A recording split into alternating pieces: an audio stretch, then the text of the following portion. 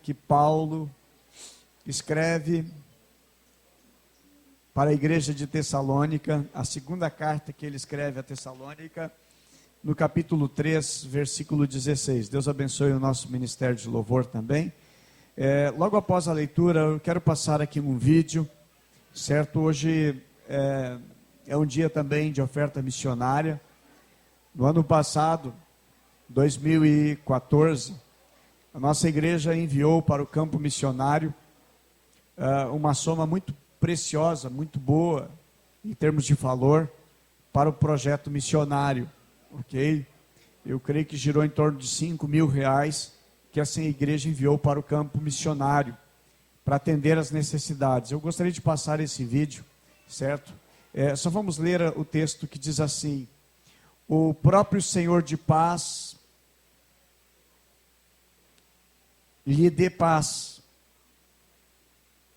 em todo o tempo e de todas as formas. O Senhor seja com todos vocês. Amém? Amém? Muito bem. Podemos sentar? Eu só gostaria de passar esse vídeo, que na realidade, é um pedido de oração de um dos nossos missionários, que está trabalhando com refugiados, ok? Daqueles que são perseguidos pela CIS, pelo Estado Islâmico. E nossa igreja, essa igreja aqui de São Leopoldo, está ajudando, está acolhendo, está fazendo, através de missionários, através da nossa oferta. Pode soltar ali, por gentileza. Salam Yeshua. Aqui é o pastor Homero, que deseja a paz de Jesus a todos que nos ouvem.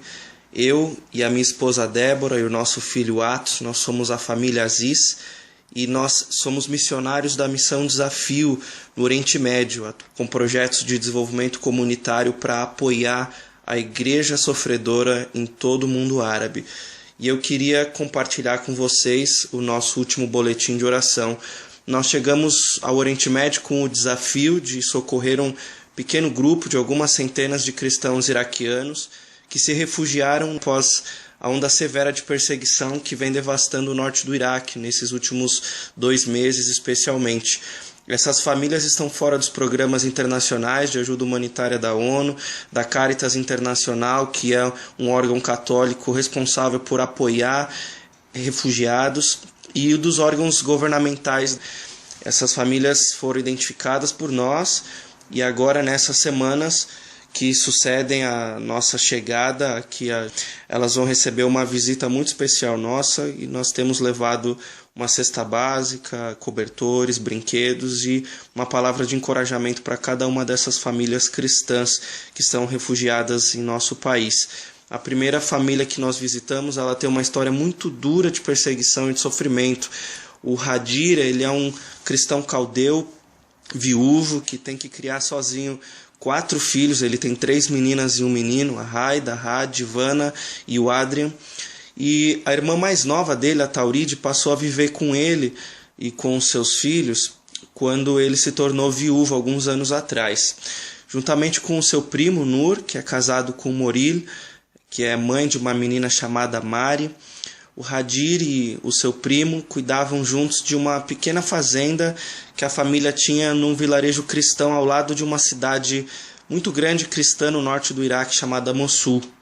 Eles produziam cerca de $30.000 de milho por ano e tinham 20.000 galinhas na fazenda, assim como vacas e outros animais. Eles tinham muitas limitações, porque viviam no interior do Iraque, num país que vem sofrendo com a guerra desde 2003. Mas a família tinha estabilidade e um pouco de conforto. E aí, em meados de junho, os militantes do Estado Islâmico chegaram no vilarejo dessa família e começaram a ajudar os pobres, a cuidar das pessoas. Eles disseram que os cristãos podiam viver debaixo do califado islâmico e que nada iria lhes acontecer. Todos ficaram assustados, mas a vida seguia o seu curso normal. Algumas semanas depois, no início de julho, 2 jovens cristãos do vilarejo de Hadir foram assassinados, e o exército iraquiano lançou o primeiro ataque contra os militantes islâmicos. Nesse dia, as casas do Hadir e do Nur foram marcadas com a letra N, que é a letra Nun do árabe. Essa letra dá início à palavra Nasrani, que é a palavra nazareno, que é o termo usado para se referir aos cristãos aqui no mundo árabe. após a pichação na casa dos dois, eles e todos os cristãos do vilarejo ouviram uma sirene tocar. E aí eles receberam pessoalmente uma ameaça dos militantes islâmicos. Eles tinham 28 horas para arrumar as coisas e fugir da região, abandonar tudo. Do contrário, as mulheres de suas casas seriam sequestradas e eles seriam assassinados. A família encheu as malas rapidamente e fugiu. Algumas ficaram lá no vilarejo, umas das famílias cristãs, e tudo que os militantes tinham dito realmente aconteceu. Os homens foram assassinados e as mulheres estão sequestradas, infelizmente, até o dia de hoje, por esses militantes islâmicos. O Hadir contou para nós que muitos dos seus amigos foram mortos e muitas mulheres cristãs que ele conhecia pessoalmente foram vendidas como escravas sexuais. No caminho, quando eles estavam fugindo de sua casa, ele e a família foram parados por militantes que roubaram todo o dinheiro, as joias, os celulares, os relógios e tudo aquilo que eles tinham de valor. A família andou por dias, pegou carona em diferentes estradas e conseguiu chegar ao Kurdistão, que é uma região autônoma do norte do Iraque, composta por um grupo étnico que são os curdos. Os curdos eles têm resistido ao Estado Islâmico, então a família fugiu para essa região. E eles chegaram ali no meio de centenas de milhares de outros refugiados internos iraquianos do norte do país, e eles ficaram 10 dias em um campo de refugiados. E aí, por um milagre, eles conseguiram recursos para sair então do Iraque e fugir para onde eles estão hoje. Os pais do Hadir, que já são de idade avançada, e alguns de seus primos ainda estão no Kurdistão. Apesar da família ter saído do país, a situação é deplorável. Ele chegou aqui, está relativamente longe da perseguição agora do Estado Islâmico, assim como nós, mas eles estão morando de favor num cortiço de um cristão, dormindo no chão, sem o que comer e passando muitas necessidades. Hadir, que é o pai da família, e Nur, o seu primo, eles não conseguiram conter as lágrimas quando nós dissemos para eles que eles não estavam sozinhos e que a igreja brasileira estava orando por eles e por suas necessidades. Só de comentar isso com vocês já me arrepia todo o braço, porque foi um momento realmente emocionante. Eles ficaram muito felizes por ver a demonstração de amor dos brasileiros, né, através daquele apoio que nós levamos, a cesta básica, os cobertores, os brinquedos para as crianças. Foi um pequeno gesto de amor. E o Hadir pediu oração pelo processo de refúgio de sua família na Austrália. Eles entraram com a documentação e a aprovação pode levar meses ou até anos. E a situação da família é muito precária, eles precisam de muita ajuda e cuidado. Nós vamos visitá-los outras vezes e contamos com as suas orações. O Hadir e o Nur, eles não podem trabalhar e eles não têm condições de sustentar as crianças que estão fora da escola e visivelmente abaladas. A criança mais velha tinha todos os sinais de depressão e foi muito difícil não chorar ao ver as necessidades da família. Nós tivemos que nos conter, abraçá-los e cuidar deles ali naquele momento, encorajá-los diante da necessidade tão dura que eles tinham. Ao nos despedirmos, a Débora abraçou a Tauride, que é a irmã do Hadir. Ela ficou muito surpresa, muito emocionada com aquele abraço e ela não parava de agradecer. Então só o fato de nós estarmos ao lado dos cristãos da igreja sofredora em suas necessidades, no momento tão difícil que eles têm vivido, já faz toda a diferença para eles. Então eu queria pedir alguns motivos de oração para vocês. Primeiro, ore por provisão para a família de Hadir. Nós doamos alguns itens urgentes para eles, mas eles ainda precisam de muitas coisas. Hadir e Nur não podem trabalhar de acordo com as leis locais do nosso país, então eles precisam de todo o apoio que for possível. Ore pela saúde das crianças, especialmente pela mais velha, a Raida. Ela está muito abalada com tudo que a família enfrentou. As crianças não podem ir para a escola, pois elas não podem entrar agora nas escolas públicas, já começou o período letivo, e elas não têm dinheiro para entrar nas escolas privadas, então elas não têm como estudar. Ore pelo processo de refúgio da família na Austrália. A solicitação pode demorar muito tempo e mesmo se for aprovada, eles têm que comprar as passagens e ter dinheiro para a mudança. E eles não têm nada disso, então só um milagre pode mudar a história dessa família. Ore pelo resto da família, que ainda está no Kurdistão, em um campo de refugiados. Os pais de Hadir já são bem velhinhos e já têm a saúde debilitada. Nós temos orado, buscado oportunidades e, se Deus nos permitir, muito em breve nós vamos lá nessa região do Iraque para conhecer de perto a realidade da família do Hadir e de tantos outros milhares e milhares de cristãos, irmãos e irmãs nossas, que estão sofrendo agora por causa de todo esse conflito na nossa região. Ore pelo Iraque, ore pela Síria e ore pela família Aziz. Nós somos parte do Brasil para Cristo e contamos com as suas orações e seu apoio. Que Deus abençoe vocês em nome de Jesus. Amém. Está aí, meus irmãos, para nós estarmos orando e estarmos intercedendo, né, pelo trabalho do pastor Aziz, ele e da sua família, que dedicaram para cuidar dos refugiados, né, que estão sendo severamente perseguidos. Como eu já disse uma vez, em outra ocasião aqui, aqui nós contribuímos, nós ofertamos, mas o que eles fizeram é incomparavelmente maior, porque eles perderam tudo por causa de Cristo Jesus.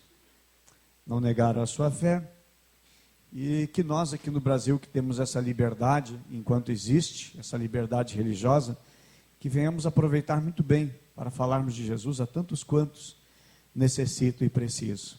Amém?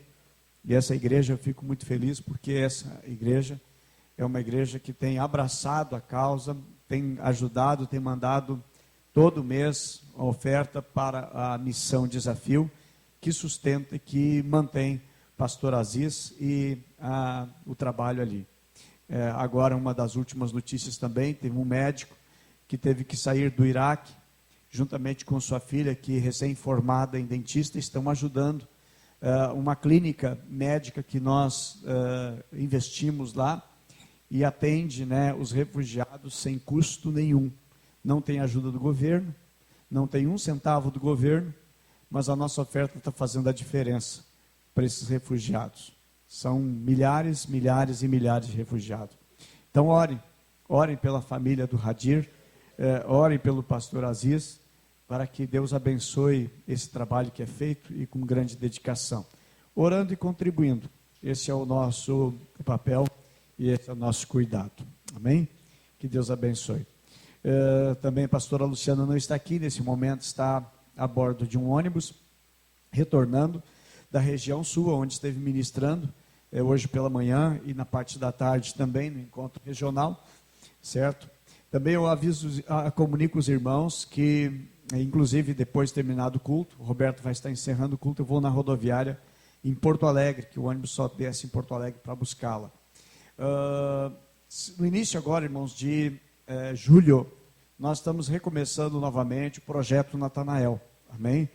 Aqui nós estaremos orando e intercedendo por amigos, por conhecidos, por vizinhos, parentes e familiares. Vamos estar explicando novamente em cada culto que nós iniciarmos no próximo mês, ok? Também fiquem atentos à agenda de agosto, mês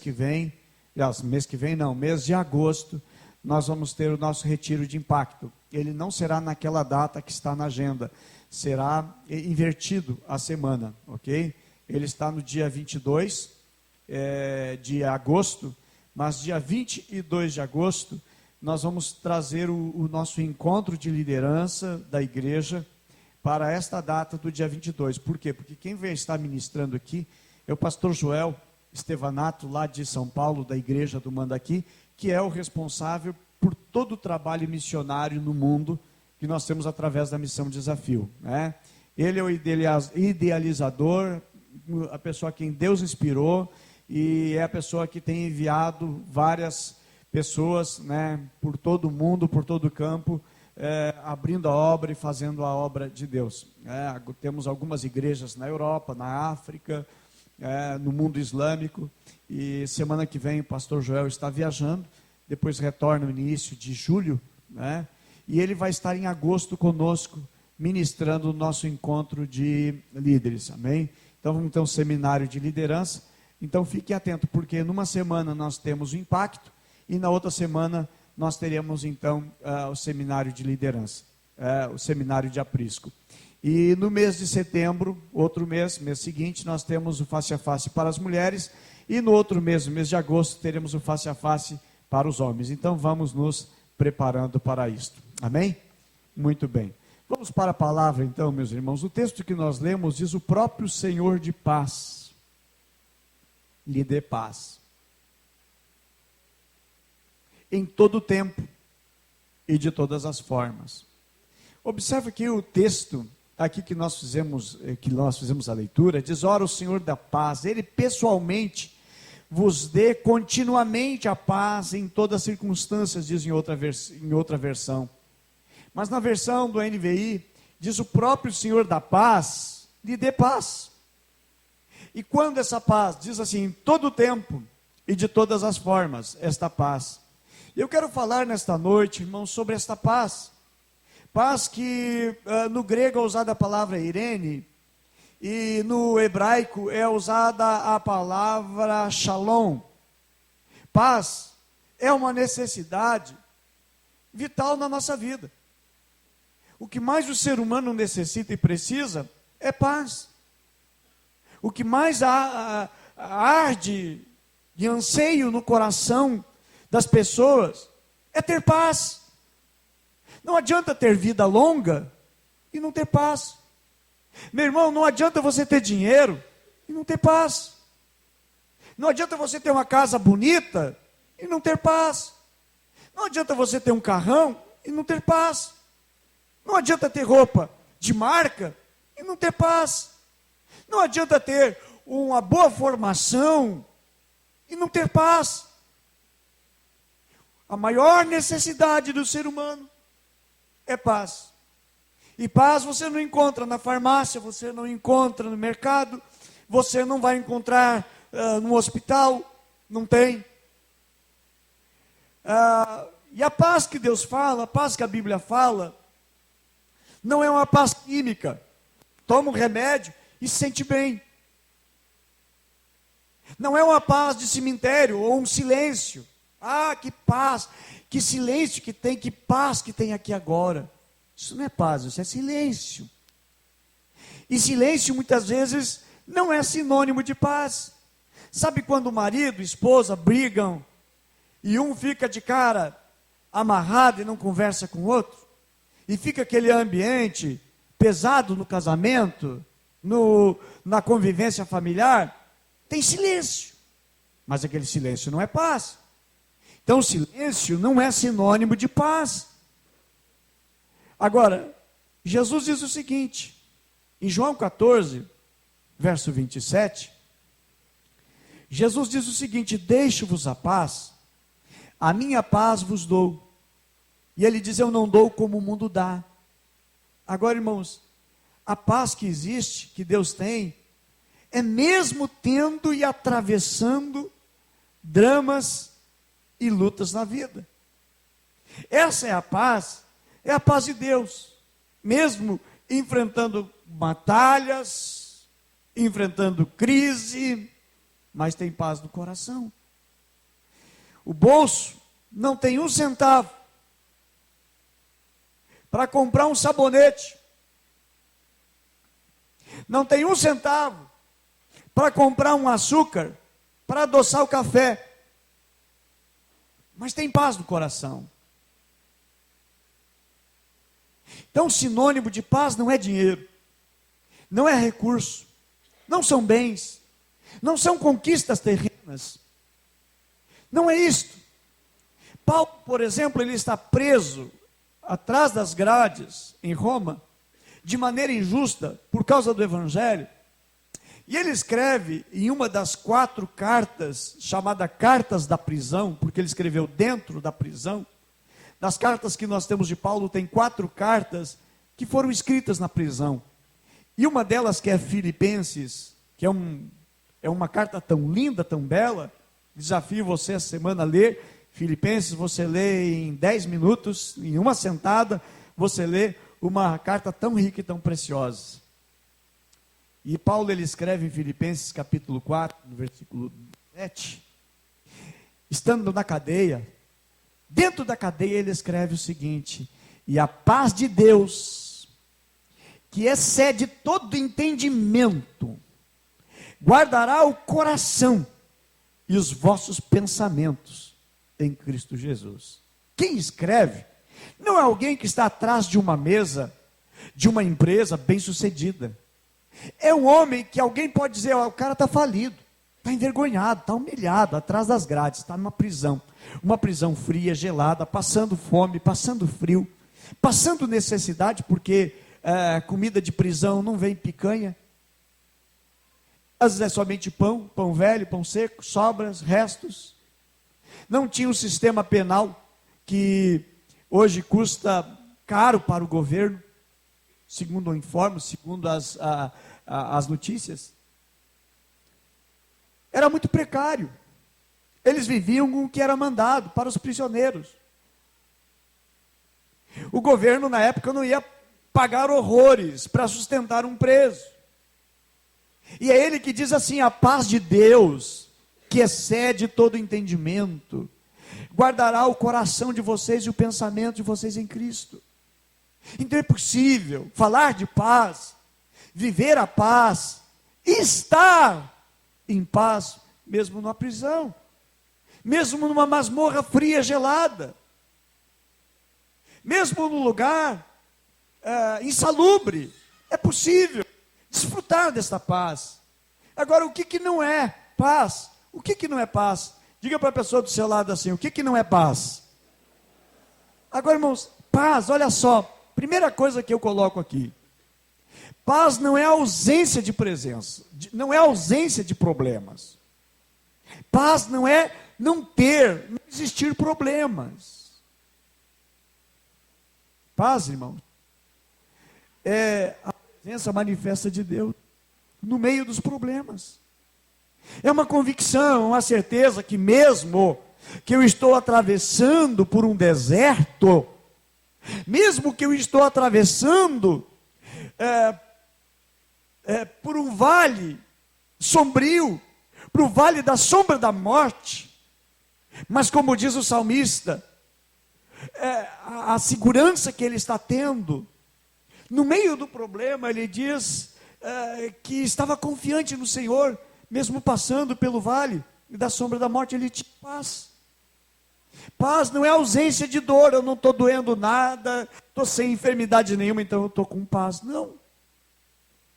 Tem pessoas que estão no hospital, mas estão em paz. Há pessoas que estão atravessando um problema de tratamento na sua saúde e têm paz. Tem pessoas que a saúde está boa, mas não tem paz. Não existe paz no seu coração. Paz também não é ausência de guerra, não tem guerra. Mas o que é paz? Segundo a palavra, segundo o contexto, segundo o que o texto quer referir e dizer, irmãos, é inteireza. Paz e integridade também harmonia, também a realização. Vamos lembrar que cada carta que Paulo escreve, Pedro também escreve, e João na sua epístola, ele também faz menção, eles sempre saúdam as igrejas, os irmãos, sempre usando a palavra paz. Por exemplo, era o começo das cartas de Paulo, e ela vem da palavra, no hebraico, vem da palavra shalem, que significa paz, prosperidade, bem, saúde e segurança.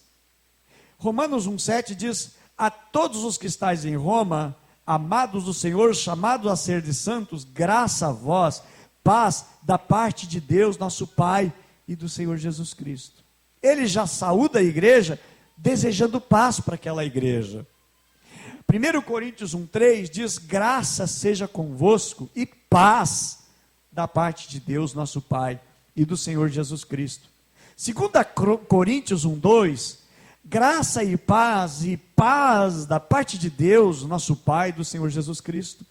Gálatas 1,3 diz: graça a vós e paz da parte de Deus, nosso Pai, e do Senhor Jesus Cristo. Efésios 1, verso 2, graça a vós e paz da parte de Deus, nosso Pai, e do Senhor Jesus Cristo. Filipenses 1,2, graça a vós e paz da parte de Deus. Colossenses 1,2, aos santos e fiéis irmãos em Cristo que estão em Colossos, graça e paz da parte de Deus, nosso Pai. Observe que sempre é usada a expressão graça, é usada a palavra paz da parte de Deus. Por que será? Já vamos chegar ali. Colossenses 1:2, aos santos fiéis irmãos, já lemos. 1 Tessalonicenses 1:1, Paulo, Silvano e Timóteo, a igreja dos Tessalonicenses em Deus Pai e do nosso Senhor Jesus Cristo, graça e paz vos sejam dadas. 1 Tessalonicenses 5:23, e o próprio Deus de paz vos santifique completamente, e o vosso espírito e alma sejam plenamente conservados e irrepreensíveis para a vinda do nosso Senhor Jesus Cristo.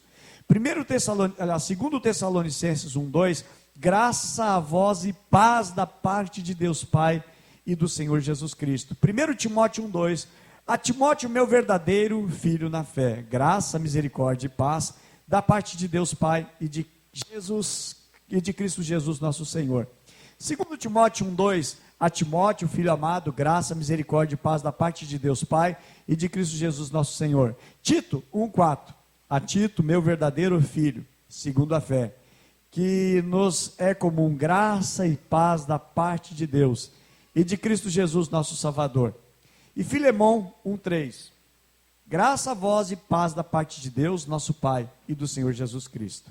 E o último texto de saudação que Paulo faz, aliás, aqui é Pedro agora que faz na sua epístola, 1 Pedro 1:2, eleito segundo a presciência de Deus, Pai, na santificação do Espírito e na obediência e aspersão do sangue de Cristo, graça e paz vos seja multiplicado, amém? Paz seja multiplicado, amém? Diga comigo, paz seja multiplicado. Diz para a pessoa que está do seu lado, seja multiplicada a paz sobre a sua vida. Amém? Irmãos, qual é o desejo de Deus para a sua vida? O que Deus deseja para a nossa vida, para a nossa família, no nosso trabalho, aonde estudamos, aonde vivemos, na igreja, no aprisco? Qual é o desejo de Deus, irmãos? É de paz. E paz, irmãos, é certeza de grande vitória. É convicção de grande vitória. Romanos capítulo 16, versículo 20, diz assim: o Deus de paz, em breve esmagará Satanás debaixo dos vossos pés. Isto é o que? Certeza de vitória. Quando está dizendo e narrando a paz de Deus, e o Deus de paz em breve vai esmagar, por quê, irmãos? Porque é um conflito, mas também é uma certeza que haverá, que vai se manifestar através dessa paz de Deus, uma grande vitória. E aonde nós precisamos viver essa paz? Em primeiro lugar, são nos relacionamentos. Às vezes, pessoas que numa empresa são demitidas, porque aonde eles estão, eles geram um conflito no ambiente de trabalho, e que para o chefe, para o patrão, é preferível tirar um funcionário dali, que gera tanto problema, indisposição para a produção da empresa, que é preferível tirar aquele elemento e remover dali, porque só vive e gera conflito. Para que haja paz. Pessoas são demitidas. Outros também, caso contrário, eles estão trabalhando, o emprego é bom, o salário é bom, os benefícios são ótimos. Mas tanto conflito que existe dentro da empresa, no ambiente de trabalho, que eles se demitem. Eles resolvem sair do emprego, porque aquele emprego é um lugar de aflição, é um lugar difícil de viver. Precisamos de paz no ambiente de trabalho, sim, graças a Deus precisamos. Precisamos de paz também na igreja, amém? Nossa igreja, irmãos, o foco é uma igreja de relacionamento, e nós fazemos isso através do discipulado, nós fazemos isso também através dos nossos apriscos, das redes, da supervisão. Mas é preciso haver paz dentro do aprisco. É preciso haver paz dentro da igreja. Efésios, capítulo 6, verso 23, diz: a paz seja com os irmãos, amém? Paz seja com os irmãos. Por que será que tem que ter, e é dito assim, a paz seja com os irmãos?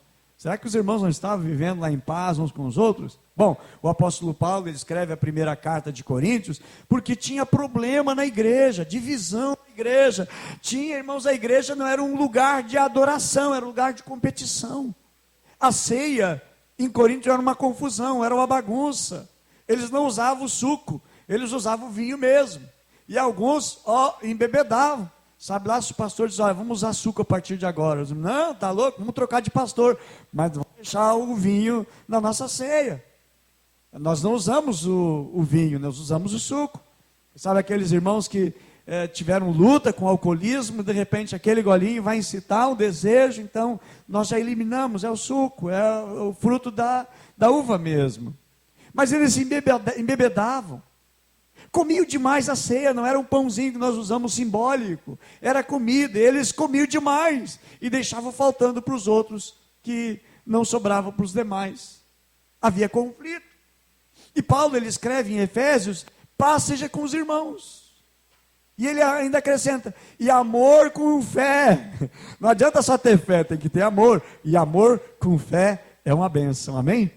Amor com fé da parte de Deus Pai do Senhor.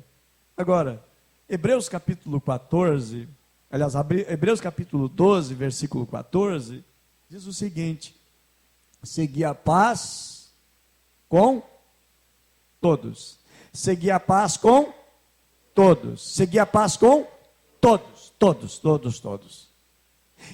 E a santificação sem a qual ninguém verá o Senhor. Eu preciso viver em paz. Eu preciso ter paz com meu irmão. Eu preciso ter paz dentro da igreja, é o lugar do nosso refúgio, onde recarregamos as nossas baterias, onde recebemos o alimento espiritual para a nossa vida, mas precisamos ter paz na casa, no lar, no trabalho, no emprego, no aprisco, na igreja. Precisamos. No lar, precisamos.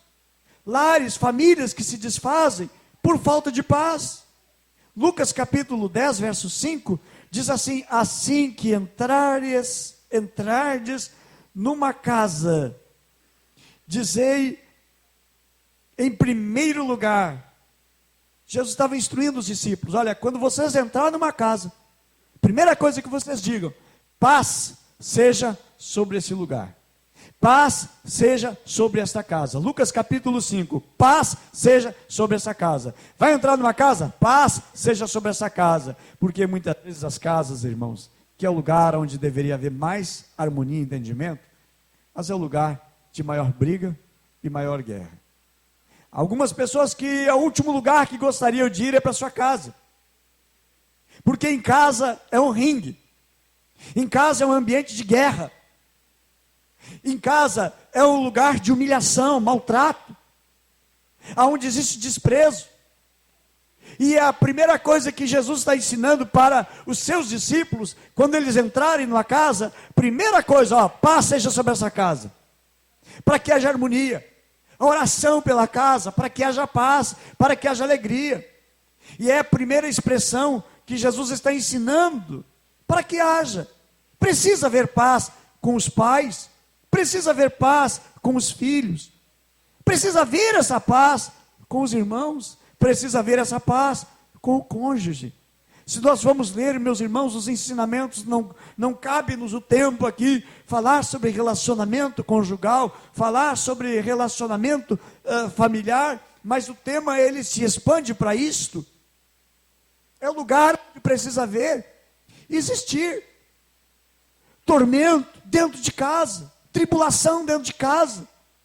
Estamos vivendo um momento, irmãos, em que a internet, televisão, está deixando as famílias mudas e falta de relacionamento. Porque não tem mais diálogo, não tem mais conversa. E às vezes é até preferível, deixa para lá, fica na internet mesmo, e aí não existe mais conversa e diálogo. Antigamente havia muita conversa, relacionamento.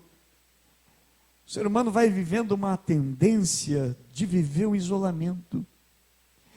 E na essência da paz, irmãos, existe diálogo, conversa, amizade, entender o que o outro está passando, sofrendo e atravessando. Tem pessoas que elas estão tão atormentadas por falta de paz. Presenciei certa vez uma jovem que viveu na igreja, estava, segundo ela, indo em alguma igreja, mas ficou atormentada por um espírito maligno. Como assim? Sim, foi atormentada porque o seu coração estava atormentado, cheio de tanto ódio. O coração estava inundado de mágoa. E, meus irmãos, mágoa, ressentimento, é comida de demônio. E aí já não tem mais paz. Xinga todo mundo, briga com todo mundo, não respeita ninguém. Eu digo, meus irmãos, a todos que são filhos, se os filhos não respeitam seus pais, não vão respeitar professores, não vão respeitar autoridades. Educação começa dentro de casa, começa do lar. Paz a gente começa tendo dentro de casa, dentro do lar, é onde é o princípio da paz. Há pessoas que não querem ficar mais dentro de casa, porque dentro de casa que deveria ter paz, não tem, não existe. Só que essa ausência de paz no coração vai gerando tormento. E o demônio pegava aquela menina, e ela dizia: eu não quero, sai demônio de mim, sai. E é uma perturbação juntada com o estado espiritual, por não ter vigilância, por não ter cuidado. Precisamos de paz, meus irmãos. Precisamos de paz. Conforme João capítulo 16, verso 33, o Senhor Jesus diz: eu digo isso para que, por estarem unidos comigo, disse o Senhor Jesus, vocês tenham paz. Ou seja, a receita da paz, meus irmãos, é nós estarmos unidos a Cristo. E ele diz: no mundo vocês vão ter aflições, mas tem de coragem, tem de bom ânimo, eu venci o mundo. Mesmo que nós venhamos estar atormentados no mundo, tenhamos aflições, meus irmãos, mas em Cristo Jesus nós devemos ter paz.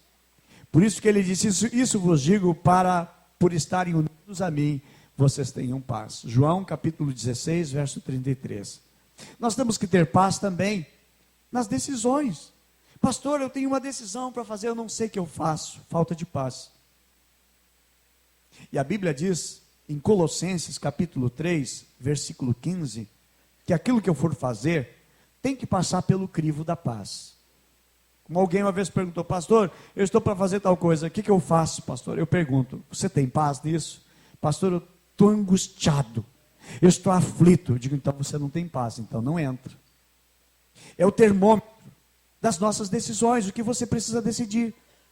A Bíblia diz, Colossenses 3,15, seja a paz de Cristo o juiz em vossos corações. Outra tradução diz o seguinte: seja a paz de Cristo o árbitro do vosso coração. Se eu não tenho paz, eu não vou decidir. O que faz com que eu decida é sentir plena paz. Agora, lógico, eu preciso estar pela palavra. Ah, pastor, eu estou sentindo uma paz tão grande de me mergulhar nas drogas outra vez. Isso aqui não é, meus irmãos. Pastor, eu estou sentindo uma paz para adulterar. Não, não é. Aí falta intimidade com Jesus e com a palavra de Deus. Amém? Por isso, meus irmãos, precisamos estar sendo orientados, discipulados, para não tomar certas decisões de cabeça fraca, certo? Precisamos sim ter paz nas decisões. Colossenses 3,15, seja a paz de Cristo o juiz nos vossos corações, tendo em vista que fosses convocados para viver em paz. Amém? Você foi convocado para viver em paz. Diga graças a Deus. Que bênção nessa convocação de Deus.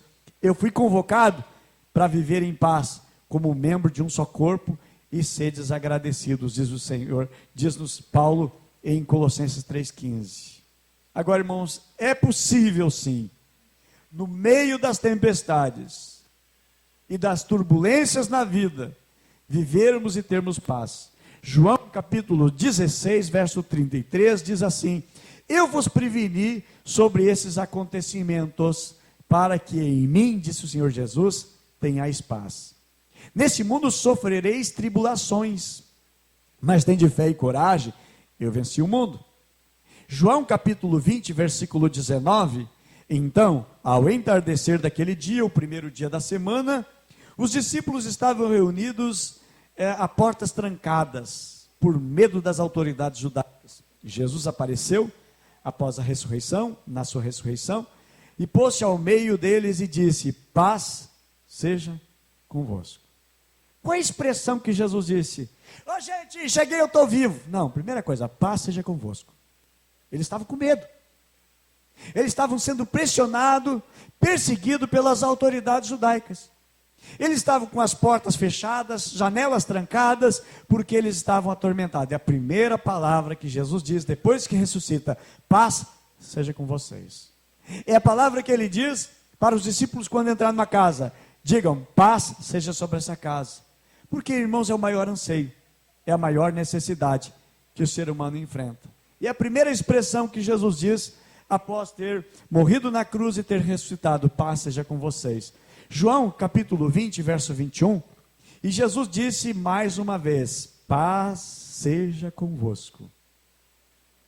Paz seja convosco. Assim como o Pai me enviou, eu também vos envio. Agora, paz também, meus irmãos, paz é proteção. Traz proteção. Filipenses capítulo 4, versículo 7, a Bíblia diz: e a paz de Deus, que ultrapassa todo entendimento, guardará o vosso coração, ou seja, é proteção, guardará o vosso coração e os vossos pensamentos. Então, paz é proteção para o meu coração, é proteção para o meu pensamento, porque tudo vai se processando na nossa alma, no nosso pensamento, na nossa mente. E a palavra de Deus então está dizendo: paz de Deus, a paz de Deus que ultrapassa todo entendimento, vai guardar o coração e vai guardar o pensamento, amém? Em nome de Jesus, nessa noite nós podemos orar uns pelos outros, e olha, que haja paz de Deus no teu pensamento, que haja paz de Deus no teu coração. Agora, irmãos, eu enxergo paz, como também confiança. Só tem paz quem confia em Deus, quem tem plena confiança no Senhor Jesus. É impossível ter paz sem confiar em Deus.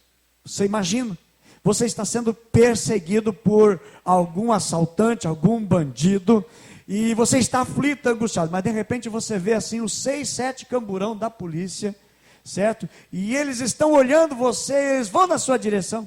Você fica em paz, porque você está seguro. Chegou a polícia aqui, chegou a brigada, está aqui nesse momento agora, quero ver eles querem me assaltar. Sabe, confiança, você está mais confiante, mas a confiança não são em homens aqui, mas sim a confiança no Senhor. O salmista, no Salmo 11, verso 1, diz o seguinte: no Senhor me refugio. E se ele se refugia no Senhor, ele tem paz. E ele ainda diz ainda mais: como podeis dizer-me, foge como um pássaro para os montes? Dizendo, olha, foge que nem um pássaro para os montes. Ele, não, no Senhor eu me refugio, eu estou confiante em Deus, eu estou confiante no Senhor. Então ele está, na realidade, está em paz, não está atormentado. É esse mesmo salmista, o Davi, que perseguido, tanta luta que ele passa, ele diz assim: em paz me deito, e logo pego no sono, porque só tu, Senhor, me faz repousar seguro e tranquilo. Esta paz, irmãos, é uma confiança que nós temos. Salmo 27, verso 1, o Senhor é a minha luz, é a minha salvação, de quem terei medo? Ele faz uma pergunta: do que eu vou ter medo? Se Deus é minha luz, é a minha salvação, se o Senhor é minha salvação e a minha luz, do que eu vou ter medo? Você poderia perguntar nessa noite também, dizer: do que eu vou ter medo?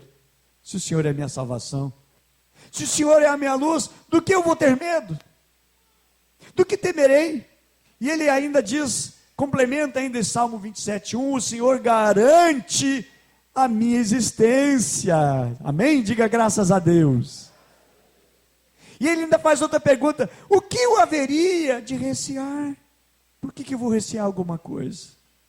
No Salmo 56, versículo 3, diz assim: todavia, quando o medo me atacar, confiarei no Senhor. Quando o medo me atacar, eu vou confiar no Senhor. Quando o medo chegar e te assaltar, você pode dizer também: quando o medo vier me atacar, eu vou confiar no Senhor. Amém? Salmos 112, verso 7. Não viverá temeroso, esperando más notícias. Mas aqui ele está falando num contexto, para uma confiança plena. Isaías 12, verso 2. Deus é a minha salvação. Sinto-me inteiramente confiante.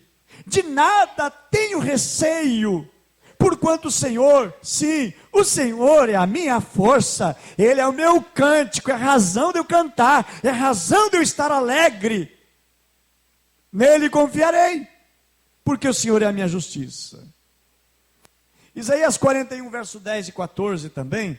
Porque, por isso não temas, porque estou contigo, não te assuste, porque sou o teu Deus, eu te fortaleço, ajudo e sustento com a minha mão direita e com a minha justiça. É uma confiança. Paz é uma confiança. Jeremias capítulo 1, versículo 8. Jamais te sintas atemorizado diante deles, porque estou contigo a fim de proteger. Assim diz o Senhor. Irmãos, paz é a vontade de Deus para nós. É a vontade de Deus para a sua vida. Romanos capítulo 15, versículo 13, diz: portanto,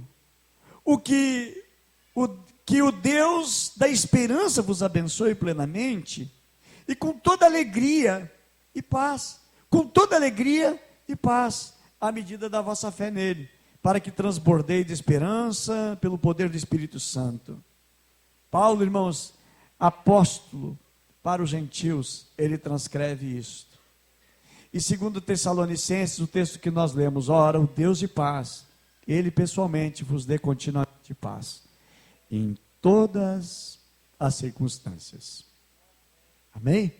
Eu quero essa paz para todos vocês, que seja paz em todas as circunstâncias e seja em todo o tempo. Amém? Agora, se você não tem paz com um parente seu, um irmão, um vizinho, você chega ali, você conversa com ele, você procura fazer a paz, porque a Bíblia diz assim: eu no que depender de vós, tendes paz uns com os outros.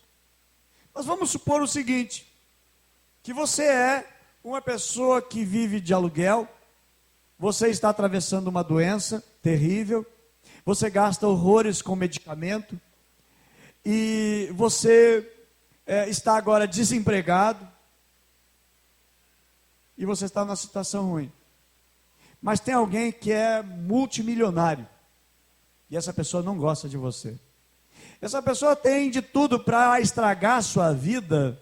Aonde você ligar, onde você conseguir um emprego, ele liga para o cara: olha, é o seguinte, ó, essa pessoa que tu botou aí, ó, pode mandar embora. Eu te dou 50 mil para mandar ele embora. Uma pessoa rica, uma pessoa poderosa, ela pode desgraçar a vida de outro. Observa que Davi, quando está fugindo de Saul, Davi é pobre. Davi enfrenta crises, dificuldade. E ele está sendo perseguido por um rei rico. Tem muito recurso, tem muitos soldados, tem muito exército.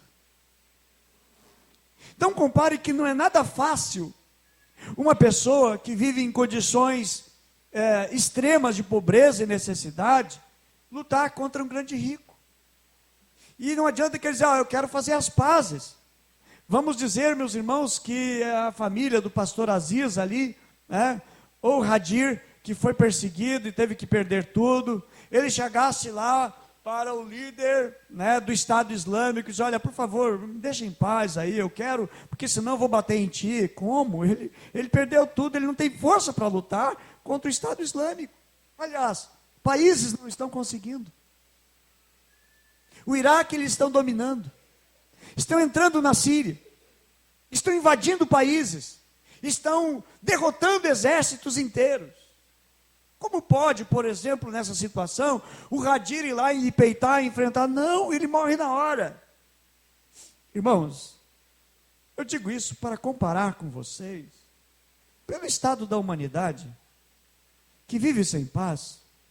vive sem paz por causa da inimizade com Deus. A maior ausência de paz é não ter paz com Deus. Mas pastor, Deus é tão bonzinho, Deus é tão amoroso, eu sei que Ele me ama, mas nós temos uma inimizade. A Bíblia diz que o pecado, ele nos separou de Deus, tanto que Deus pegou e expulsou Adão e Eva do jardim. Criou-se uma inimizade com Deus. Nos fizemos amigos, inimigos de Deus. A palavra de Deus mesmo diz que nós nos tornamos inimigos de Deus. Mas a Bíblia diz, irmãos, lá em Isaías, uma promessa, que o nome dele será chamado, Isaías capítulo 9, verso 6, afinal menino nos nasceu, um filho nos foi concedido, o governo está sobre os seus ombros, e ele será chamado Conselheiro, Maravilhoso, Deus Todo-Poderoso, Pai da Eternidade, Príncipe da Paz. Aí Jesus se manifesta como Príncipe da Paz. Observa que em Romanos capítulo 5, versículo 1, diz que nós fomos justificados pela fé. E diz assim, justificados pela fé, tenhamos paz com Deus, por nosso Senhor Jesus Cristo. Só é possível ter paz com Deus através de Jesus. Não existe outro caminho, não existe outra maneira, outra forma de ter paz com Deus, se não for por intermédio de Jesus, que morreu por nós e pagou o preço. Efésios capítulo 2, versículo 14, nos diz, porquanto Ele é a nossa paz, e de ambos os povos fez um, derrubando o muro de separação, em seu próprio corpo, desfez toda a inimizade. Colossenses capítulo 3, versículo 15, diz, a paz de Cristo, para a qual fostes chamados, em um corpo domine os vossos corações e sedes agradecidos. Meus amados, havia entre nós e Deus uma rivalidade e uma inimizade por causa do pecado. Mas quando Jesus morreu na cruz, o que Ele liberou para mim e liberou para você, o que foi liberado foi paz, paz para com Deus, porque deixamos de ser inimigos de Deus e nos tornamos agora filhos, por direito à herança de Jesus, que nos fez também ser filhos de Deus. Ao momento que nós entregamos a nossa vida e o nosso coração para Ele, podemos ter paz com Deus. Quando nós nos afastamos de Cristo, quando nos afastamos do propósito de Deus através de Cristo, nós perdemos a paz com Deus. Essa paz se esvai, essa paz vai. Agora, irmãos, a Bíblia também nos diz, Atos capítulo 10, verso 36, a palavra que Ele enviou aos filhos de Israel, anunciando a paz por Jesus Cristo. Esse é o nosso Senhor e Senhor de todos. Aí agora nós entendemos as saudações que Paulo traz. Ele diz, paz da parte de Deus e do Senhor Jesus Cristo, porque Jesus é que gerou paz. E eu concluo aqui dizendo, meus irmãos, que sem Jesus não existe paz.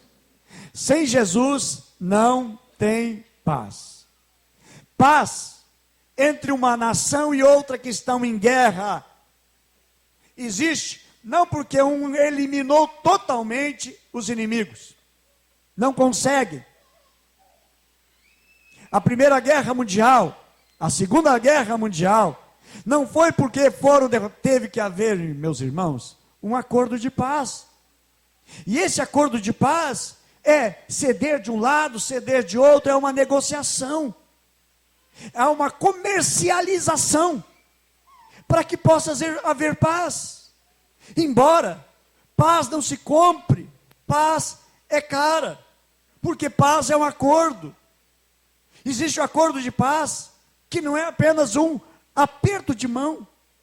Quando Arafat fez o acordo de paz, não foi um aperto de mão, mas foi assinando um documento, dizendo o seguinte, nós não vamos mais fazer tal situação, nós vamos entregar os soldados que estão presos.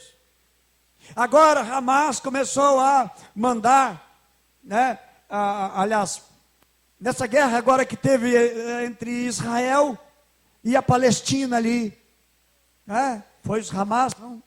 Foi Hamas, né? O que houve? Por que parou? Acordo de paz. Os palestinos pediram, nós vamos parar de mandar os mísseis aéreos, mas soltem os nossos presos palestinos que estão nas cadeias. Um acordo de paz.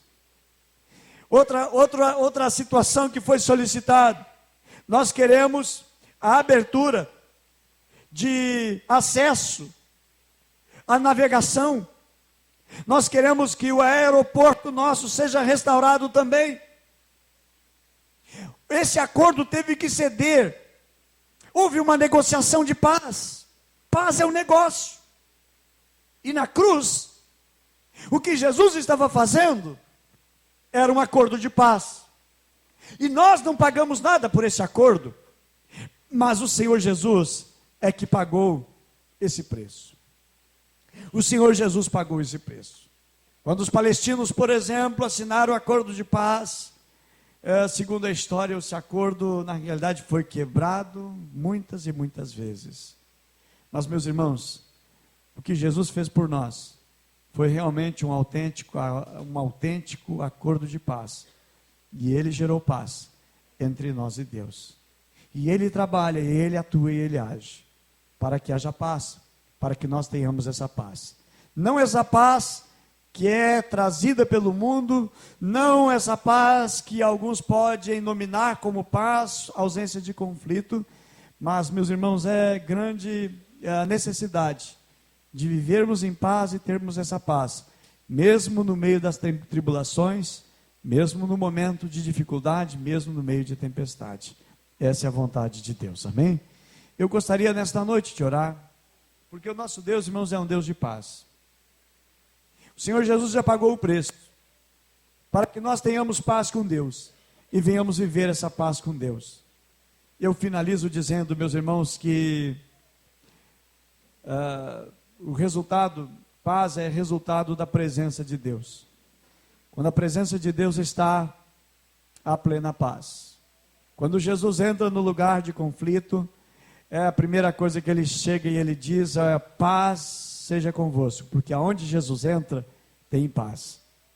E sabe, algumas batalhas e lutas atravessadas, exatamente, vivida, momentos de dificuldade, trazendo assim a ausência da paz, mas nós precisamos entender, irmãos, que Jesus deseja colocar paz no nosso coração. Você teve alguma ameaça? Você teve alguma perda?